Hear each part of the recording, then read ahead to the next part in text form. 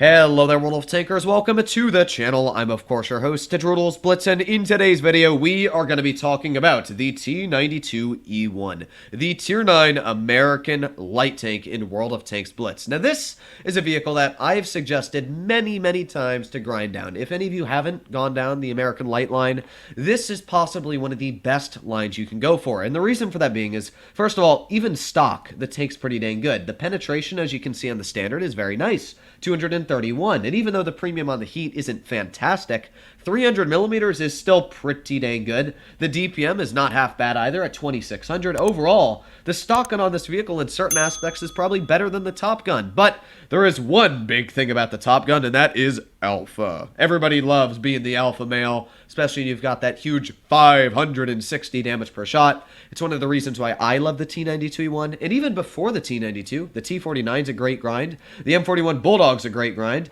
Honestly, the only vehicle that's not great is probably the Chaffee. Apart from that, every other vehicle on the line is fantastic. Now, what is good about the T92 and what is bad? Well, the great thing is that it's actually a decently accurate 152 millimeter. Now, I always don't like that Wargaming calls it a 152 because while it, historically was a 152, it has 560 alpha damage, which is not really a 152's alpha. Normally it's 640. It's like you're shooting heat nonstop with this tank, but it still does have a pretty whopping amount of damage per shot, and you're able to smack Tier 9 and Tier 10 opponents very easily. One of the great things about this vehicle in particular is when you're fighting Tier 10 mediums or other Tier 10 opponents, you don't really worry because you've got more alpha than any Tier 10 medium. In fact, you've got more alpha than most Tier 10 tank destroyers and heavies in pretty much any vehicle you run up against, apart from the other 150s and, of course, like the 183 in the AG. But most of the time, like, I outtrade 1, 2, 3, 4, 5. I outtrade everybody but the Waffle on their team, and even with HE, I equally trade with the Waffle. So that's where this tank is great, especially with that good mobility it carries and the decently accurate 152. It's pretty dang solid. Now, it does have some issues. Like, you can see there, the shell velocity is a little bit more on the poorer side, but, like, I just whipped 513 off that ML2, and it doesn't get any chance to shoot me back. We've got the KV4 sitting there.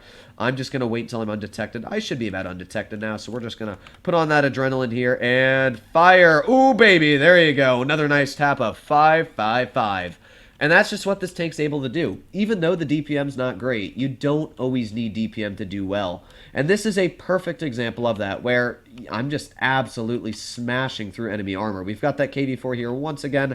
Let's load a heat shell, just because I don't trust the pen on this vehicle 100%, but even though we lit the guy on fire, he's down 805 hit points, which he's probably really not enjoying all too much. So in this first amount of, couple shots here, we're sitting pretty dang high and healthy. So we're going to see if we can get some maybe more shots off into like the AMX 1390 possibly here. Come on, and fire. Oh, come on.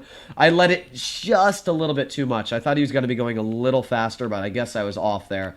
That's obviously one of the things about the shell velocities I said on this vehicle. It is quite poor, so you've got to be careful sometimes when you're using it that you might misjudge where a shot goes, but I want to go for like the Skoda over here maybe, but I don't really know. This is a really weird battle. We've got that Waffle aiming at my rear, and obviously I don't want to be hit by that, so I'm not going to try to be hit by that. I'm going to move my buttocks away. Ooh, can we hit him, though? Can we hit that Waffle? That's a good question. Nope, I'm spotted. No, thank you.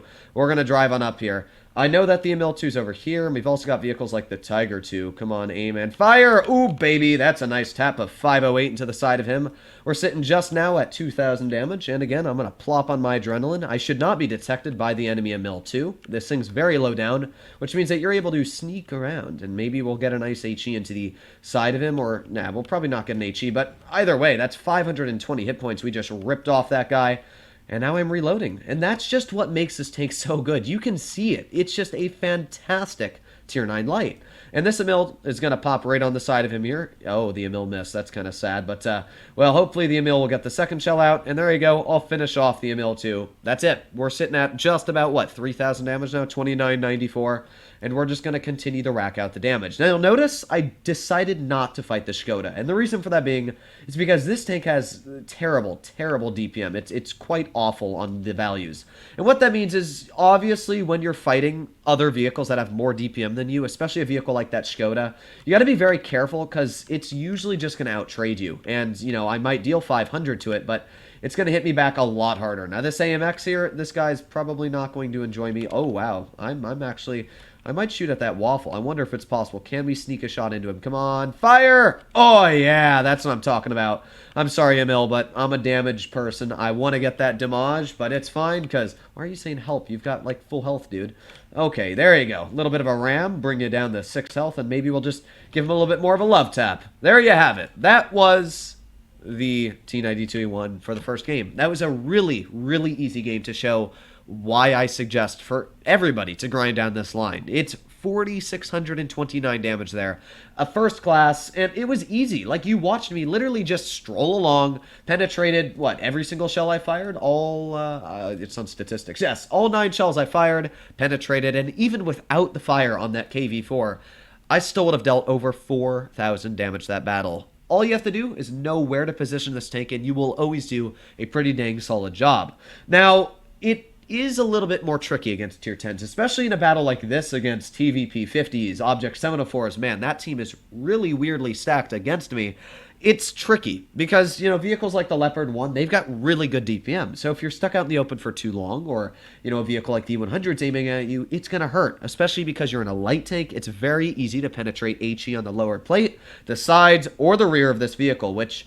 yeah, it doesn't go all too well. I just noticed our Waffle is running the stock gun, which also makes me feel a little bit more depressed inside, but we're going to still go for it. We're going to see what we can do. I like to poke this bush right here. I always find this to be a very, very good position. First of all, because if anybody tries to push off to this side over here, well, you can get a nice snap in. Now, that sucked. That shouldn't have happened, and that's what happens with your poor shell velocity, is sometimes it just doesn't want to add up, especially with my team over here. Yeah, this is a weird battle, but again, we're going to do the best I can. I don't see anybody crossing over there, and ooh, that's TVP. Let's aim it on the TV. Come on, fire. Oh, baby, that's what I'm talking about. 676 India.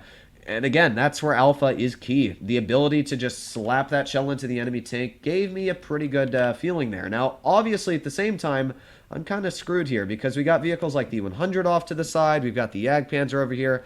I can't afford to get hit by these tanks. In fact, one shell from any of those tanks will pretty much end my game. So what I'm going to do is I'm going to use that mobility. I'm going to get out of here.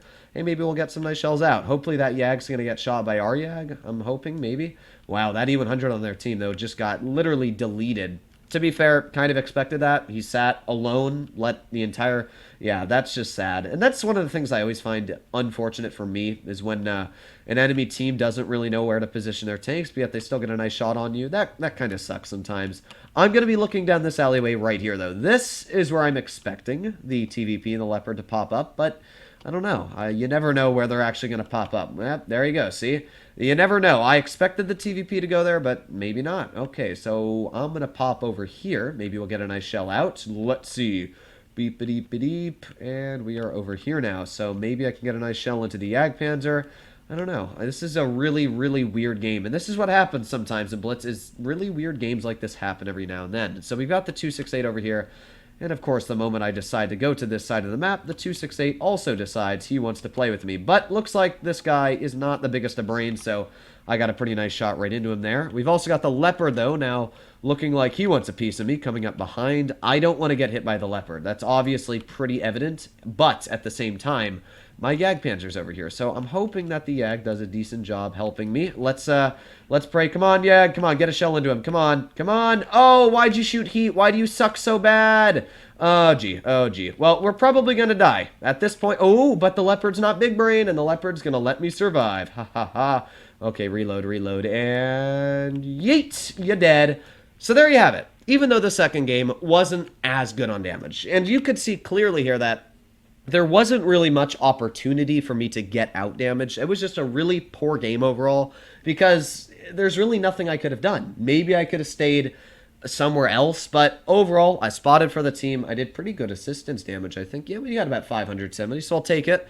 Overall, not bad. 2,500 combined damage, and that's a good way to show how the T92 is, even against tier 10s, and in a really weird tier 10 game where that E100 kind of caught us off guard. If he wasn't there, I probably could have been a lot more aggressive with my hit points being full health.